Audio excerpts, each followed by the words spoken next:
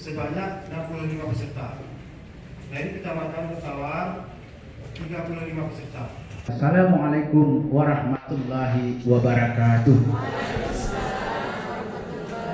Provinsi Aceh secara umum dan khususnya di Kabupaten Aceh Tengah yang kita cintai ini, melalui kegiatan pengajian sedini mungkin untuk menciptakan generasi yang Islami dan cinta Al-Quran. Pernah mengadakan dalam rangka HUT NKRI, Bapak Ustadz saja kami mengadakan lomba membaca surat-surat pendek bagi Ustadz. Ada kita pergi jamin hijau ya, peningkatan kapasitas nanti berupa diberikan kepada ustaz-ustazah pelatihan